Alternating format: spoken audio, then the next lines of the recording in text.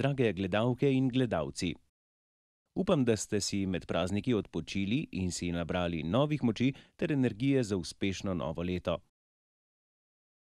Vesel sem, da se spet vidimo. Tokrat se bomo s terapevtom gospodom Tomažem Flajsom pogovarjali o nesporazumih.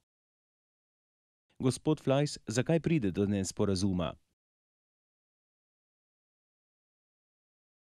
Nesporazum nastane zato, ker nek izraz na obrazu, neko gib, vedenje, začnemo kar tolmačiti po svoje, ne da bi to pravzaprav preverili.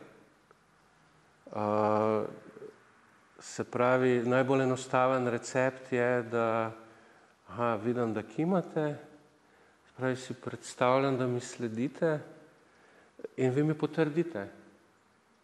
Lahko pa kimate, ker ste se spomnili na nečesa, ne vem, moram še iti v trgovino pa kupiti to in sami sebi pritrjujete. In jaz tega ne morem vedeti. Seveda ne moramo tega kar naprej preverjati, ampak v nekih ključnih momentih, predvsem, ko pride do nekih neprijetnih občutkov, je pa dobro preveriti pri drugem, kaj se z njim dogaja, ne da kar si ustvarimo neko svojo predstavo.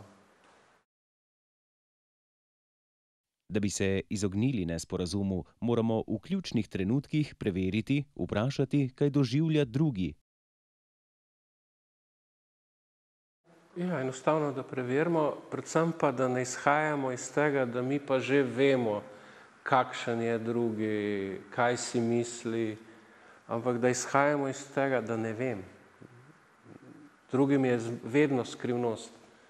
Nikoli ga ne morem zares poznati, nikoli zares čisto do konca vedeti ali pa sploh vedeti, kaj si on v tistem momentu želi, kaj je za njega pomembno. Se pravi, da to potem skomuniciramo, da vprašamo. Zakaj pa sploh pride do nesporazumov? Človeški odnosi so verjetno ena najbolj zapletenih stvari na tem planetu. Do nesporazumov, konfliktov prihaja zato, ker smo si različni, kar je dobro, pomeni tudi neko pestrost življenja, ker imamo v istih momentih lahko različne potrebe, različne predstave, različno mišljenje o istih stvareh. In te razlike porajajo tudi konflikte in jaz mislim, da konflikt v odnosu ni nekaj slabega, ampak je možnost bolj spoznati sebe in drugega, če seveda smo pripravljeni v to vstopiti z neko dobro voljo in da nam je odnos sam pomemben, ne pa predvsem tisto, kar mi želimo doseči v tem odnosu. Se pravi, da nam drugi ne predstavlja samo sredstvo za to, da nekaj dosežemo, ampak nam je ta občutek povezanosti z njim ravno tako pomemben. Se pravi, da moramo tudi zaupati drugemu, da je to, kar nam sporoča, res? Zaupanje je tukaj seveda tudi pomembno, ampak drugega, kot da verjamemo, da tisto, kar nam je drugi o sebi povedal, itak ne moremo. In od tega je pa tudi odvisna bližina odnosa, stopnja intimnosti, ki smo jo pripravljeni z drugim vzpostaviti.